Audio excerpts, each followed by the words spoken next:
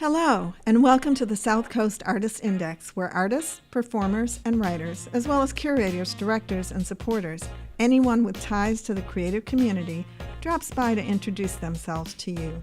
We'll talk about their beginnings, their vision, their passion, and so much more. The SouthCoast Artist Index podcast is brought to you in part by Heavenly Spirits, who invites you to celebrate the art of life and creative communities everywhere. So this is Jeff Angeley for the SouthCoast Artist Index podcast, and I'm talking to Bob Williamson. Good morning, Jeff. How are you? Good morning, Bob. The Artist Index podcasts are broadcasted as podcasts wherever people get podcasts, Apple Podcasts and that kind of thing. They are also just, disseminated over social media, and the goal is to have them also be stored as documents in the Whaling Museum for future reference for who is doing what and making what, where, and when. Pretty cool. Yeah, All very right. cool. So, here in Symphony Music Shop talking to Bob, this is your place. And how long have you been here? I've been here since 1982. 1982. 1982, which that makes it 40 years right now. 40 years. 40 years. Wow. And did you move to this area at that time, or were you from here? No, I moved to the area. Okay. I'm originally from Connecticut. Connecticut. Yeah. Awesome. Yeah. The Symphony Music Shop started in 1962, thereabouts. It's the dates and the family that began the business. We go back and forth over that. But that was always the lore that I heard, was 1962. 1962. Started by John and Nancy Pandolfi. John Pandolfi was a clarinetist with the New Orleans Symphony. He's a graduate of New England Conservatory, and through various moves and things, they ended up here in this area. He taught at Tabor Academy back in the early days, and he started giving clarinet lessons, and then started a little music store out of his house, and he grew out of his house, and the typical grassroots kind of thing like that. And then they retired in 1995. Oh, yeah. And we carried on. Cool. Here we are. Not that this is all that super relevant, but I don't imagine that's a really common name. Is the diner, the Pandolfi's Diner, similar? It's a distant cousin. Okay. It's a distant cousin. Yeah. So did the Pandolfi family move here from New Orleans, or was No, they were. He took the job with the New Orleans Symphony as principal clarinet. I think shortly after. I don't know all the exact timeline on this, but he graduated out of New England Conservatory, and that Pandolfi family. They are. I don't know what. John and Nancy were first generation immigrants so their parents came from right from Italy. Mm-hmm. They landed in Rhode Island, Burrillville, Rhode Island, I think, or somewhere's up there. I'm not exactly sure, north of Providence. Anyway, and there were, if I remember correctly, 3 brothers and a couple of sisters. All of the brothers were professional musicians. Nato Pandolfi was a longtime music teacher in Rhode Island, and principal horn with the Rhode Island Philharmonic or Rhode Island Symphony. John was, for a short time, principal clarinet in New Orleans Symphony, and then the youngest brother, Roland, was principal horn with St. Louis Symphony. And then all of their families from there out were all musicians of note all over the country. One of NATO's sons, Jimmy, was principal trumpet in the Metropolitan Opera Orchestra. Wow. Just the whole orchestral world is full of Pandolfis, and all kind of sort of related to a lot of those families. Anyway, so pretty neat legacy there. Yeah. And we're still friendly with his son Orlando, who teaches up in New Hampshire, and he's a vibraphonist and a French horn player as of late, and played in Italy and all over. Went to Juilliard School and things like that. So, but great musicians. Yeah. All great musicians. So they started this shop out of their home in '62 and moved from there to Mattapoisett, and then from Mattapoisett to this area here in Dartmouth. At one point in time, they had 2 stores. That was very short-lived. And I don't know, we carry on. Yeah. Was it music that brought you to this area? Yeah. Yeah. Yeah. Yeah. I went to, I got out of high school and had no clue what to do, and went off to a repair school, trade school, repair school in New York State. SUNY Morrisville, the State University of New York system. Instrument repair? Instrument repair. Yeah. In Morrisville, New York, had a musical instrument repair and technology program. It was a 2-year program, pretty intensive 2 years. And I graduated out of there in 1982, and then kind of blasted resumes everywhere that I could think of, and places that might have openings. Could have ended up in Shreveport, Louisiana, or Kansas somewhere, or some other place. And I ended up here in Dartmouth, Massachusetts. Oh, that's cool. Do they still have that repair program? No. at SUNY? No. I'm not positive when it ended.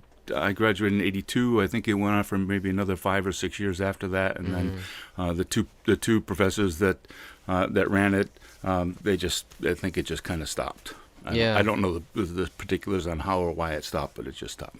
It's really interesting. I mean, this it's kind of an aside too, but it's interesting that trade in general. I've had people at various points over the years who are kind of stuck in between jobs. And I've told them, like, whether you're a musician or not, the repair people I know never seem to want for work. Nope. You know, it's a kind of thing that I don't know where you go now to do it besides apprenticing with somebody. But learning that trade seems like really good professional work that's kind of always available as a job. Mm-hmm. Well, I think any of those repair type of trades, I mean, I think the throwaway society is getting less and less, hopefully, and people are, repairing and reusing and, restoring and resurrecting, things that are still have a valuable lifespan. So, so I graduated out of there, and here I am 40 years later, still turning screws and trying to fix things. Cool. Now, how about your playing? You're a trumpet player. I've seen you demonstrate like a half dozen instruments and sound like you knew what you were doing pretty damn well on them.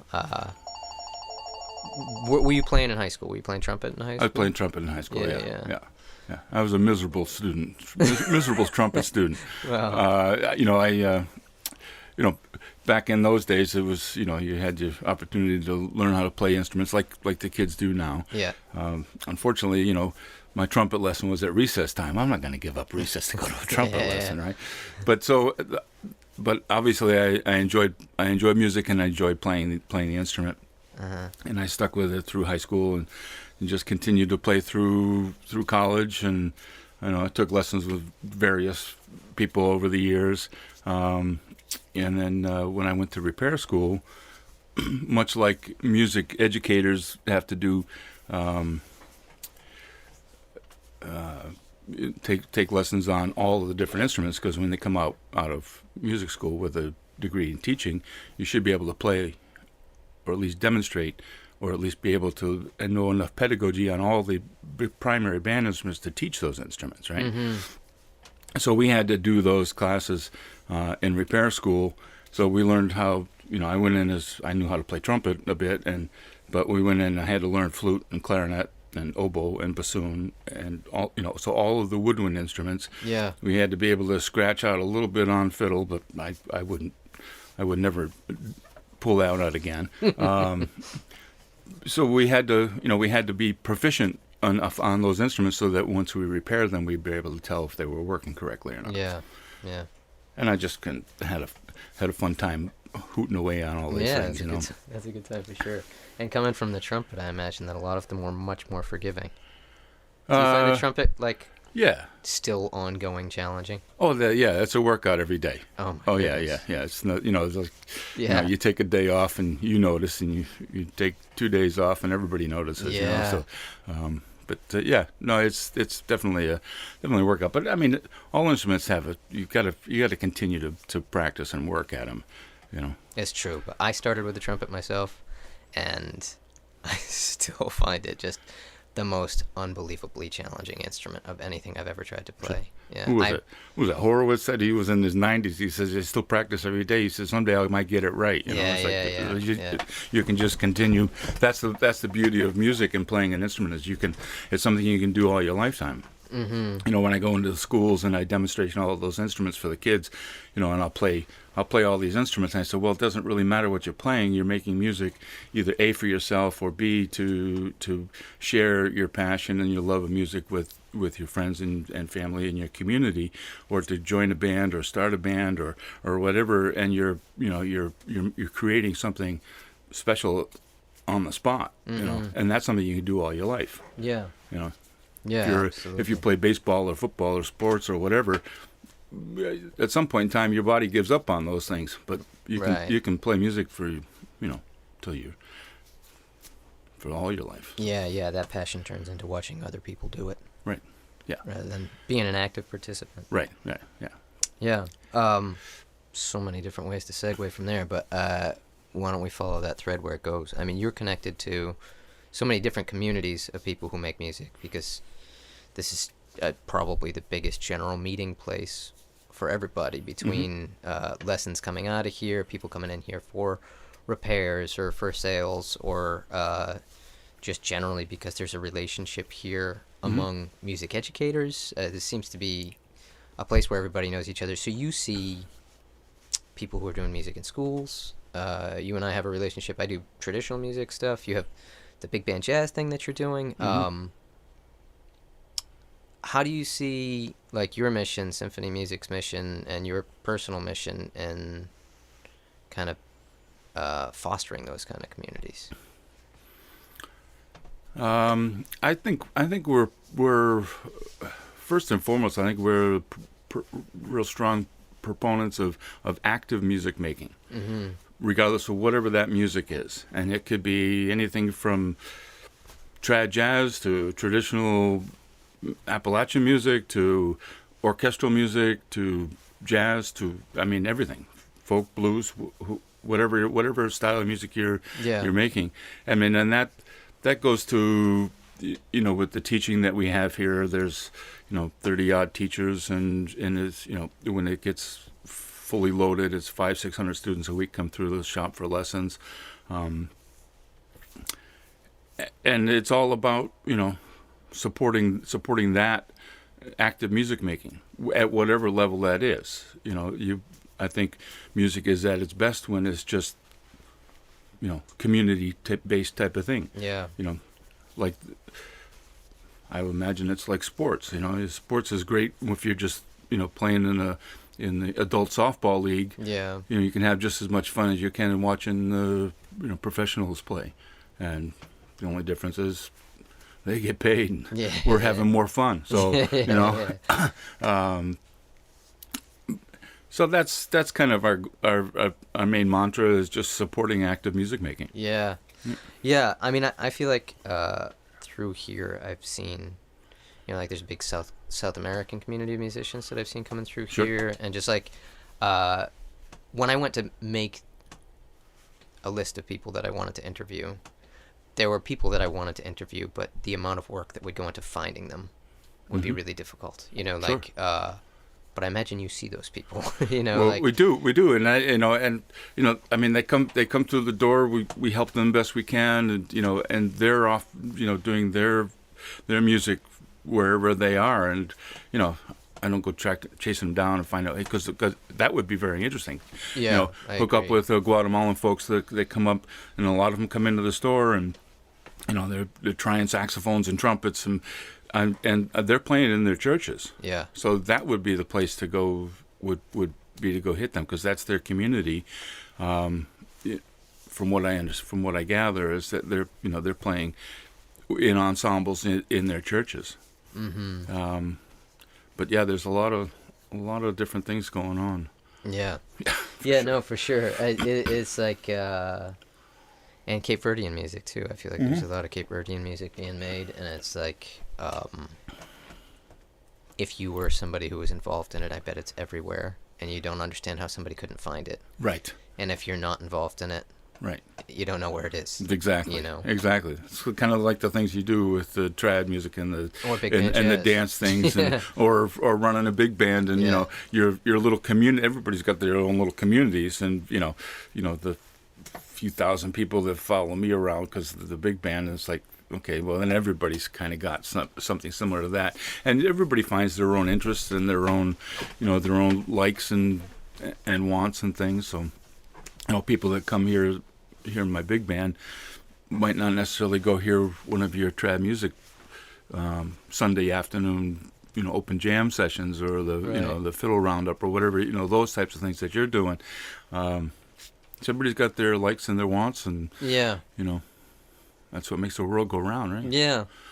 It's interesting. I mean, just the depth of the community here, though. I mean, I think probably living in the Northeast in general. But do you find that, like, the South Coast has a particularly broad amount of different musical communities that you work with?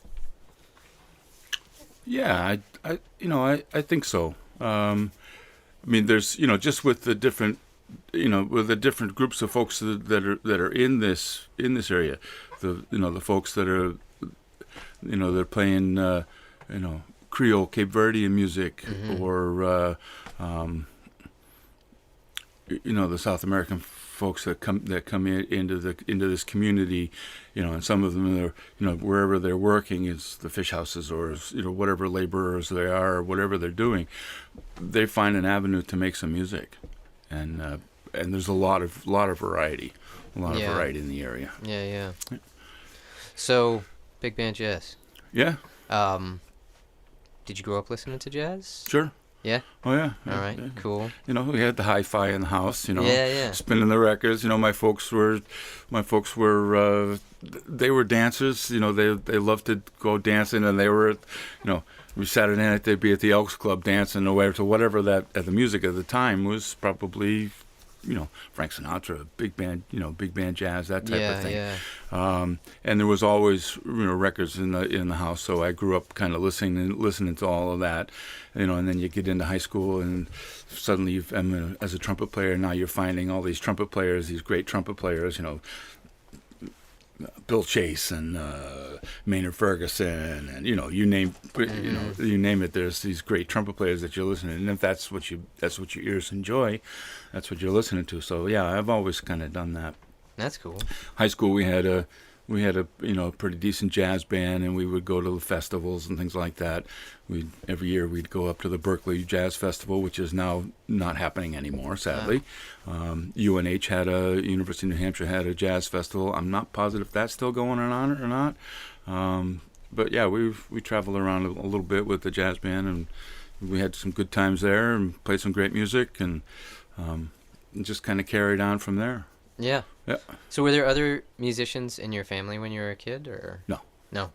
Just purely No. picked it up from being part of a school program. Just being part of a school program. Yeah. Saw a demonstration at school. The band teachers went around and they hooted on all these instruments, and I said, yeah. At first I wanted to play drums, and then there was 15 drummers or something. I was sitting there whapping away on a practice pad. I said, no, this isn't for me. And then the band said, well, why don't you try the trumpet? And then I sat down with the trumpet, and Yeah.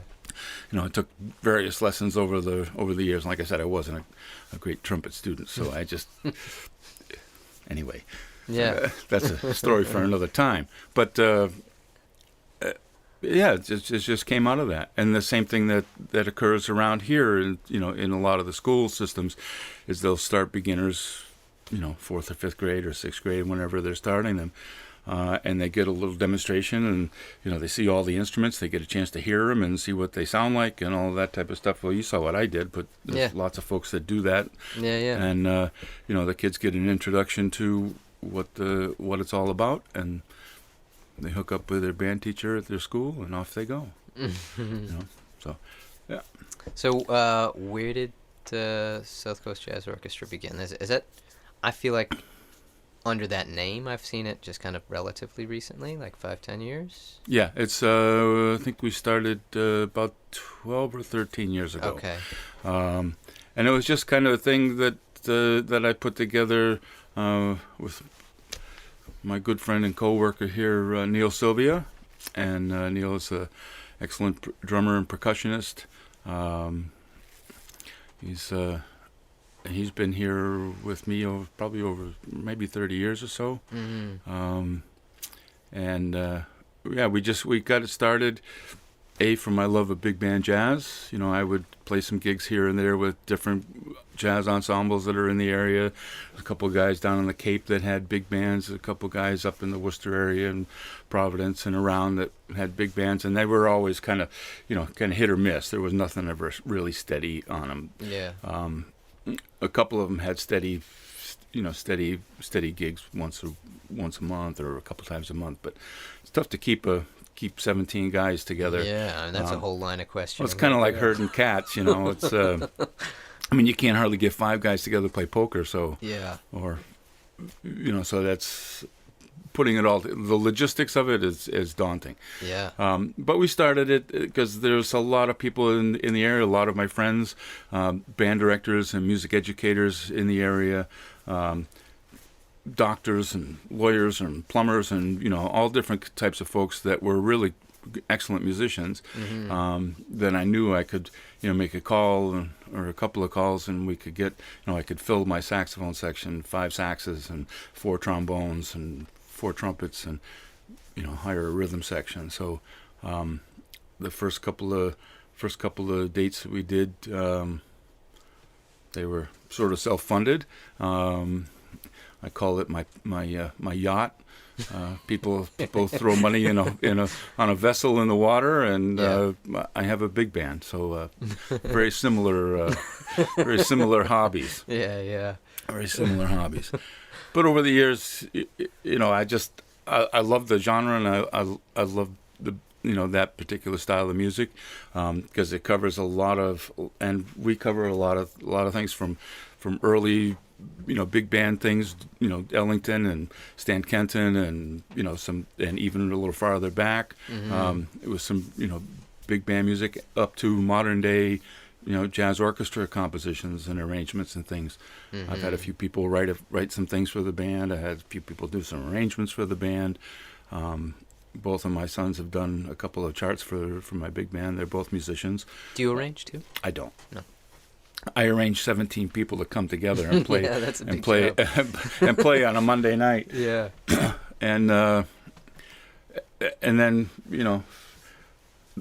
part of my investment is scouring the world for charts, and so if I hear something on the radio or something on somebody's website, or that's the cool thing with the internet. If you're into that type of thing, is that you're hearing new music all the time, right? And I heard a couple of things from the sax player on the West Coast that I never would have heard, if I just kind of clammed up and listened around in the area here.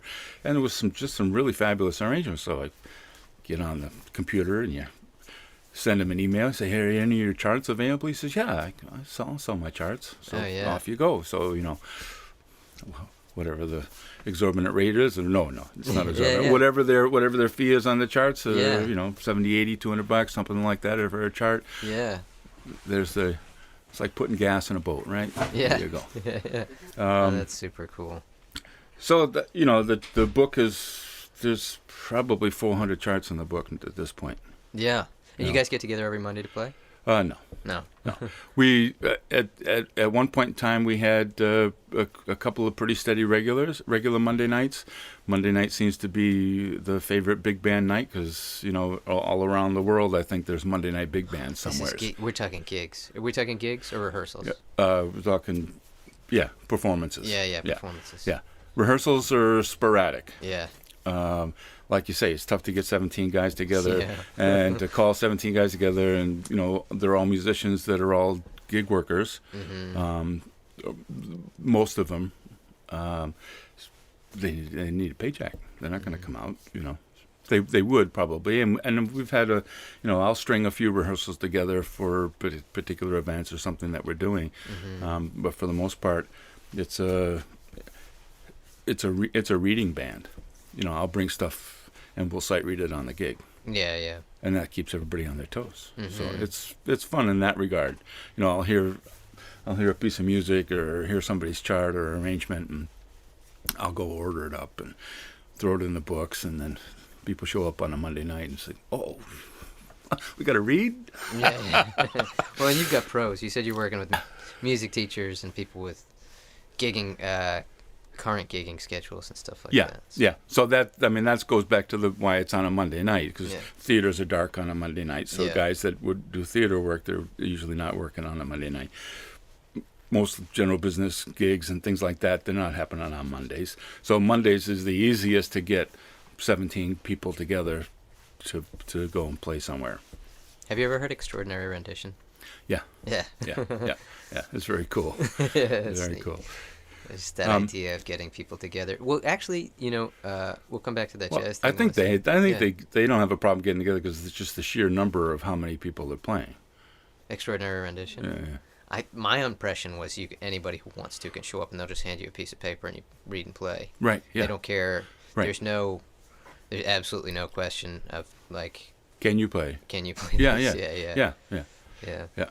But so anyway, yeah. You did you run the concert band nights over at the gazebo in Mattapoisett? No. No. I've played in them for 40 years. Yeah. That was when I got here in '82.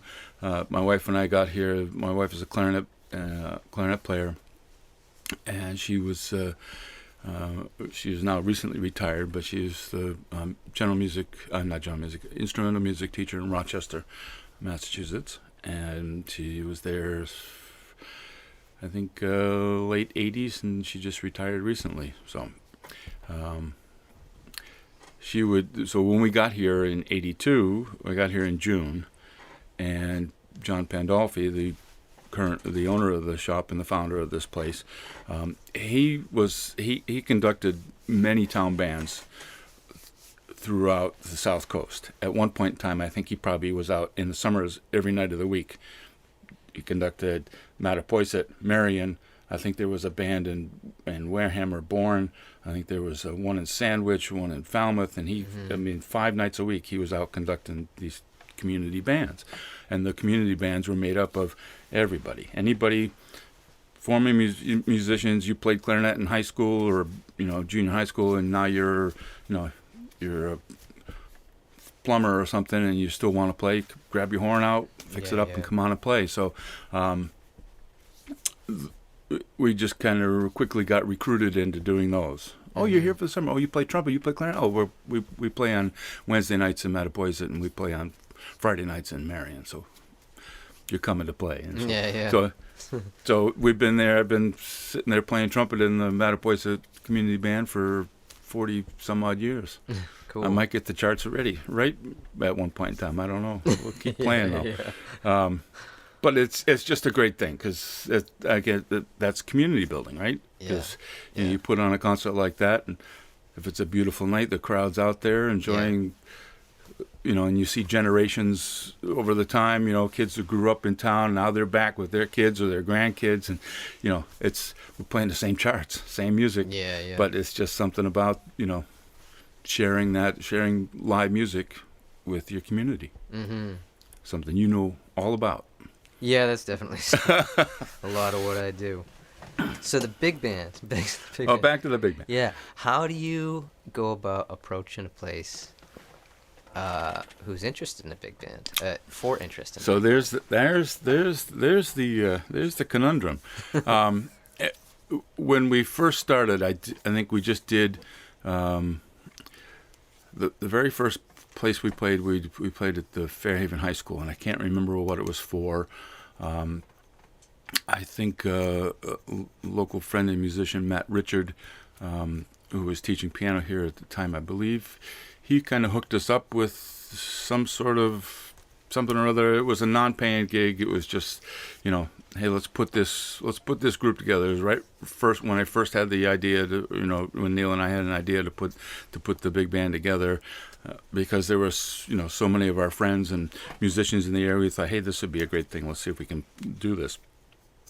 So we held a few rehearsals, and we called in some favors from a bunch of guys that I knew, and we went and did that first concert. And then from there, we kind of I don't know. I'm not the most active fellow to go hawking what I got, and it can be a challenge too. Yeah. Sometimes you can't give away a good thing. Well, right. You're absolutely right. Yeah, I mean, often you have to give away a good thing. Right. But sometimes it's hard to even do that. Yeah. I mean, that's the other side of it being a Monday night. I mean, you figure put 17 guys on the bandstand, you know, the majority of them need to get paid because they're gig workers, right? So, and they're either professionals or semi-professional musicians. It's part of what they do for their living, and it's only right and fair that they get compensated for their times and their time and their expertise and their efforts. So Monday nights, typically you can get really great musicians for, I hate to say less money, but for an affordable rate, because it's, hey, we get to play what we want, and we get to pretty much do the type of music that we want to do. And a lot of musicians enjoy that aspect of it, So I don't know the exact timeline from there. Kind of things blur over as the years go by. But 12 years ago, I think we started Monday nights. I had a regular, steady Monday night at the Airport Grill when that first opened up. We did a once a month Monday jazz night there, and then one of the bartenders at Phased restaurant down in South End, Dartmouth, he would come hear the band, and he said, "Oh, we should get you down there." So then Did you play at Phased? Did you play at Phased? Yeah, we played at Phase, yeah. Wow, I can't imagine a 17-piece band. Where did they put you in there? They cleared out. There's the conundrum with a lot of places is the physical space and the setup and all to clear out. And if you're a restaurant on a Monday night, am I going to lose, 6 or 8 tables that I have to put away to make space for the band? So, but they did it, and we had a nice little run, probably for a couple of years at Phase. We were there. I think at the Airport Grill, we were probably there maybe 6 or 7 years or so, and then management changed, ownership changed, and then it got completely sold out, and they've revamped the whole restaurant scene, so that's no longer a viable space for us. But we had a good run. I mean, we would pack the place on a Monday night. Yeah. So we did that. We did Phase for a little while, and then of course the infamous Gilda's Stone Rooster in Marion.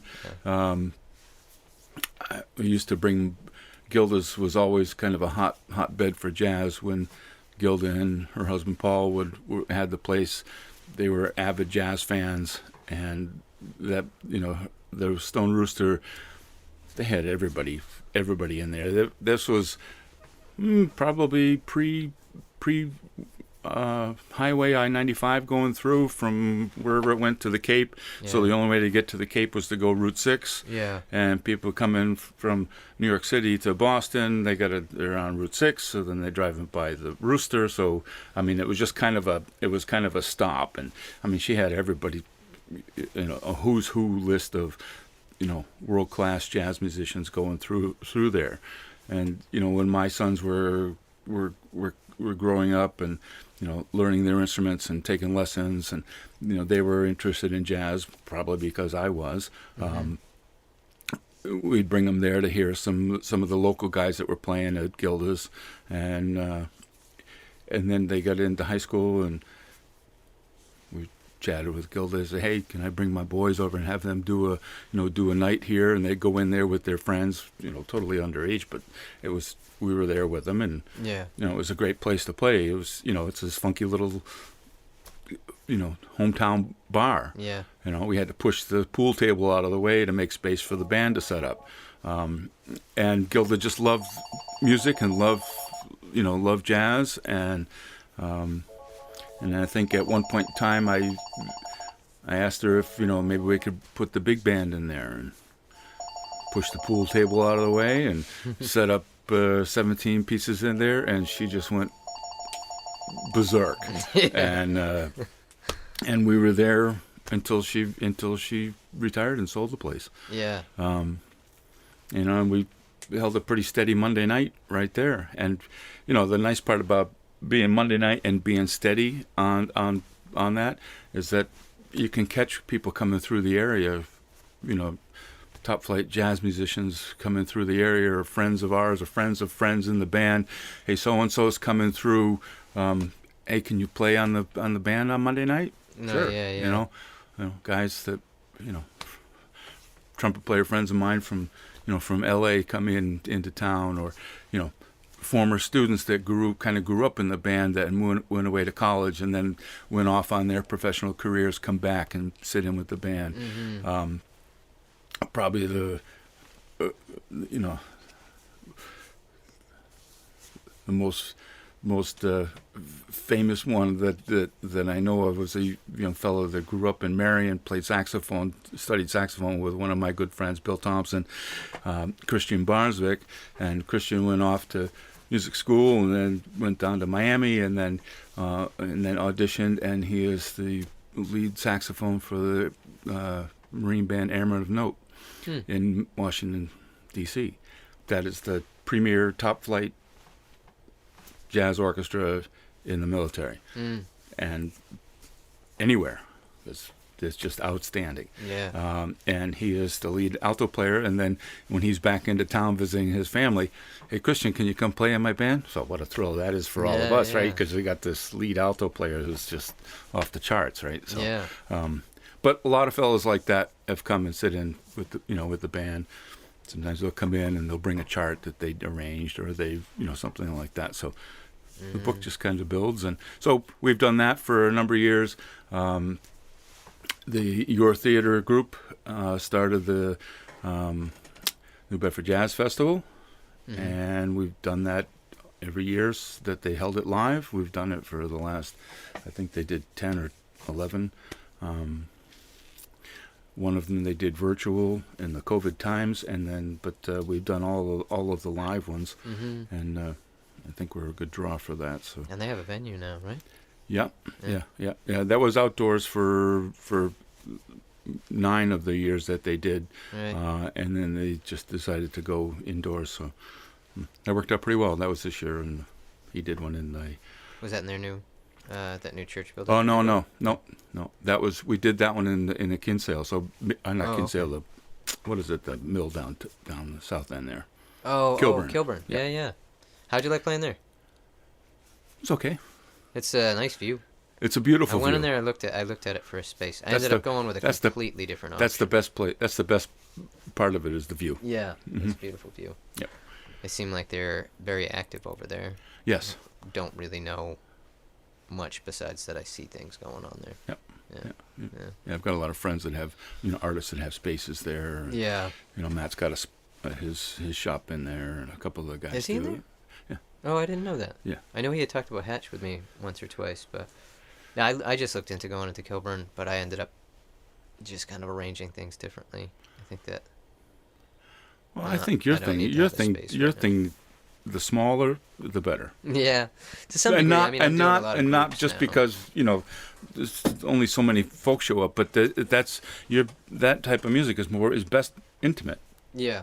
And I always say that with the big band. When we crammed into Gilda's, and the big band was where the pool table was, and then there's seating, like people are literally 2 feet away from the saxophone. Yeah. I said that's where it sounds the best. Yeah. People they like to get spit on and hear the band banter back and forth, and that's what's best about live music. I always tell people jazz is like hockey. You watch hockey on TV, you go, why are people into this? What is it? But you go to a fight until the hockey game breaks out? Yeah, is that what you mean? You go to a hockey game and the boards rattle. You don't even have to know anything about hockey. It's just exciting to be there. Yeah. I like jazz all the time, but for people who are not jazz fans, I always tell them, well, you need to go see jazz. Because the surprise of it, the element of it, the live performance where people are improvising in front of you, part of it is such a different experience when you're there. Yep. Yep. So, anyway, so that's where we're at now with the jazz orchestra. Yeah. It's tough to find a spot. Yeah. We just hooked up with Jessica Moore, who owns Pub 65 up in North End of Bedford, and she also owns Rustico now in Mattapoisett. Yeah. And she's a great restaurateur and a great owner, and it's really community based, and the places are nice. So we did last year. I went in with the big band and we did 2 Christmas shows, and then this year we went back and we did another 2 Christmas shows. So hopefully that'll be a tradition. Yeah. I'm trying to talk her into getting us in there on a Monday night, but again, it's a logistic thing with the with the restaurant. I mean, she's got to break down 6 or 8 tables on a given night. But so we're still poking around ideas and things to do, but she's really open to having the big band in there. And it's the same scenario. I mean, the place, when we did the 2 Christmas shows, they were both sold out, and she's trying to shoehorn in a few more folks to, how we can squeeze a few more folks and people wanting to get in. And again, they were sitting as close to the band as you can sit without being in it, and it sounds cool because you don't need any amplification. So except for me yakking in the microphone, but other than that, it's just a really intimate kind of space. In fact, when we were doing at the shop, when we were doing some things in here, I had a little jam session going on Sunday afternoon, jam sessions in my room, in my space, and it was the same thing. People sitting right on top of their performers. So that's where it's the best. Yeah. So were you listening to, you said you were listening to music, getting new big band charts, getting big band music in your ears from internet sources and stuff like that? What are you listening to these days? It's all over the map. Depends on what I'm doing and what mood I'm in. I guess that's why music is for sure is so incredible, because if I'm sitting here doing book work at my desk, there's probably Fado on my radio. Yeah. I don't understand what they're singing, but the music is just beautiful, and so people come in and say, "You listening to Fado again?" Yeah, I'm listening to Fado. I love it. It's everything from bluegrass to jazz to I rarely sit and listen to a lot of big band jazz much anymore, just because I had for so long. Something. If I hear something new coming through, I see something on the interweb or whatever, and it looks interesting, I'll go listen to it. Some of the WDR jazz band out of Germany is outstanding, and that's again, there's a couple of those European big bands. Yeah. Well, the Scottish National Jazz Orchestra, the WDR band. There's a couple of other ones in the UK, but they're all state sponsored. So the closest thing to state sponsored in the United States would be the military bands. Pyramid of Note, that's state sponsored, right? You could call Jazz at Lincoln Center kind of sort of state sponsored, but it's not really state sponsored. It's put on by Lincoln Center, right? So but these are big bands that in the UK that are state sponsored and state funded. Very cool. But other than that, no, it's just, and sometimes there's nothing on. Except for what's in my head, right? Are there a lot of other, do you hear from other big bands, like in other communities? Like, is that something that do you have any dialogue with other community-based big bands? Yeah, there's a few. I know in Swansea there's a community big band. There's a couple of other community big bands. A lot of those are for more amateur musicians, I would think, that or older folks that they're kind of an offshoot of the community bands. Like Swansea has a community band. A lot of communities have these little town bands or these little community bands where older musicians or musicians of that is not their profession kind of get together and make some music, active music making, right? So I know there's a Swansea community big band.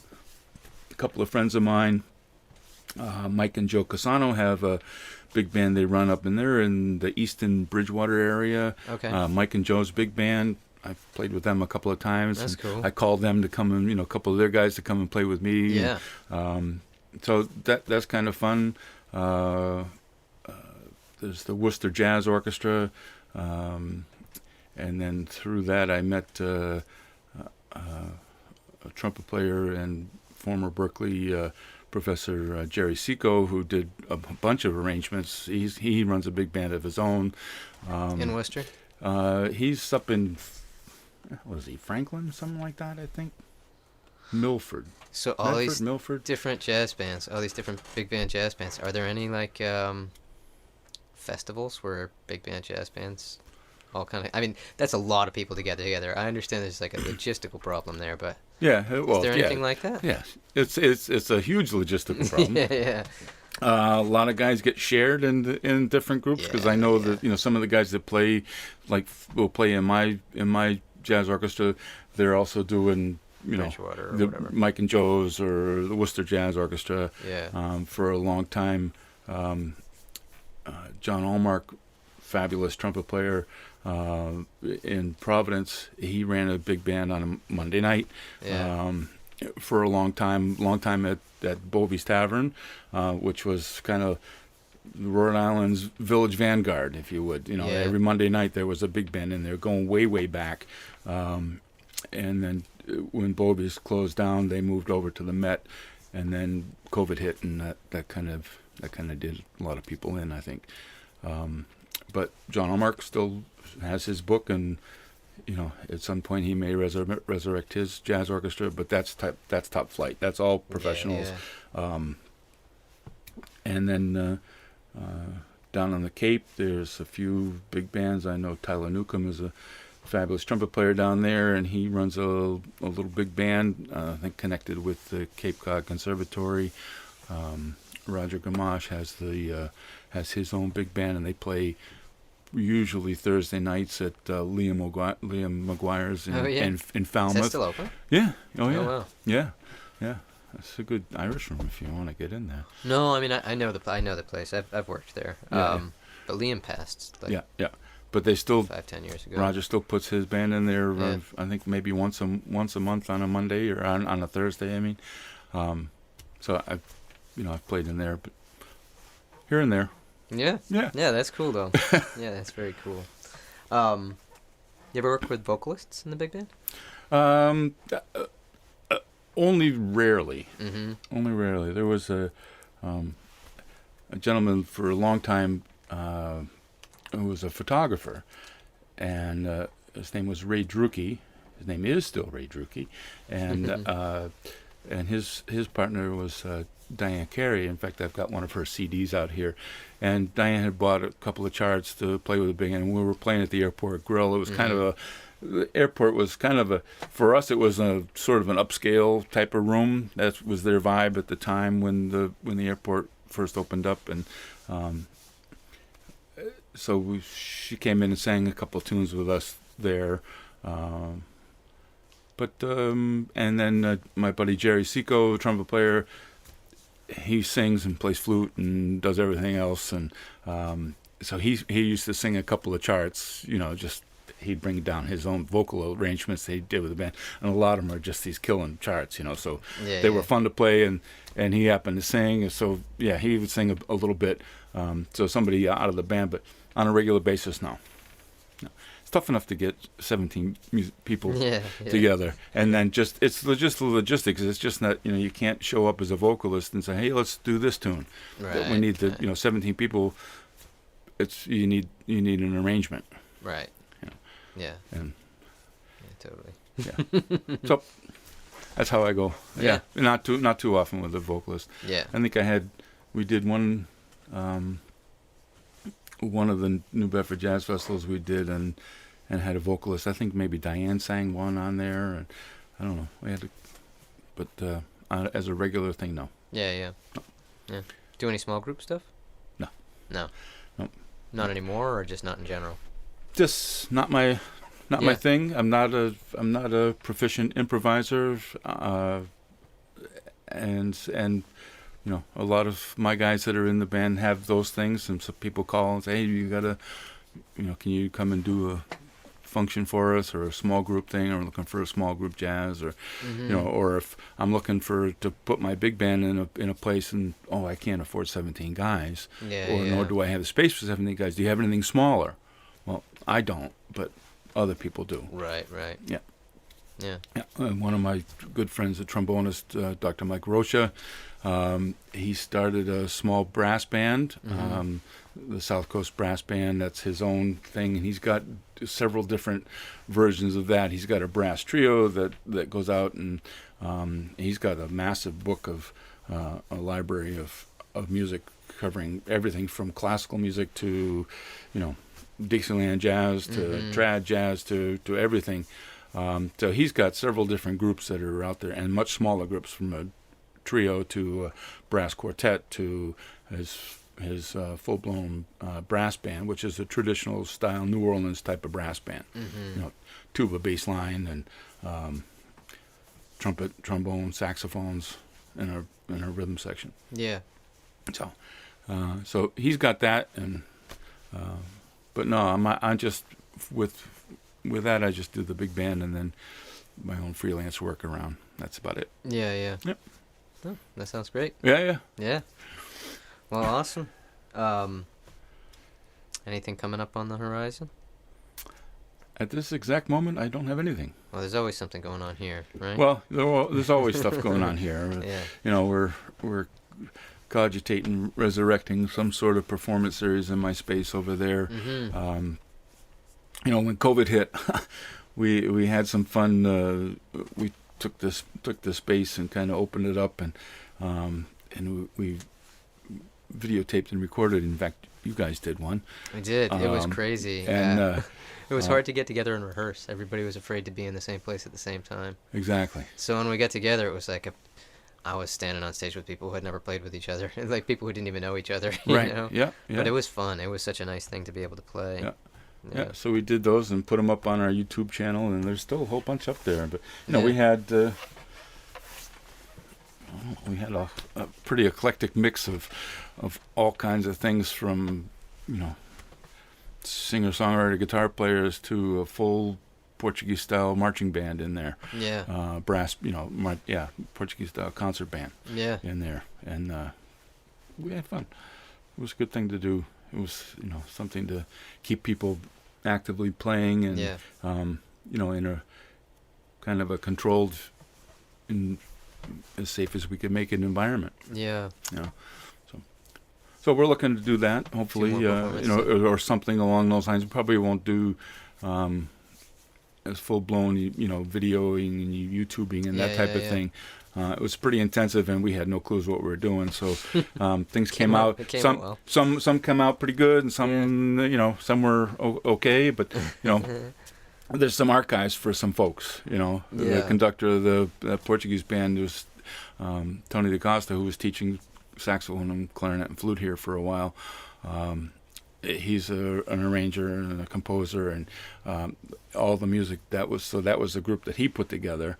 And all of that music was his own music. So for him, that's a great archive for him and his family and future musicians that play that style of music. Yeah, for sure. Yeah, for sure. Well, that's great. We'll be looking for more performance-based music here, and looking out for the SouthCoast Jazz Orchestra. There you go. We might resurrect somewhere along the way. There's talk of a few folks to haul us back out there. Yeah. That sounds great. Well, thank you, Bob. Thank you. This is Jeff Angeley. We've been talking with Bob Williamson over here at Symphony Music Shop, his place, and talking about the SouthCoast Jazz Orchestra. And we're going to sign off here for the SouthCoast Artist Index. Thanks for your time, man. Thank you. All right. Bye-bye. We'll see you next week for another episode of the SouthCoast Artist Index podcast. To learn more about the SouthCoast Artist Index, visit theartistindex.com. Find us on Facebook, Instagram, and YouTube.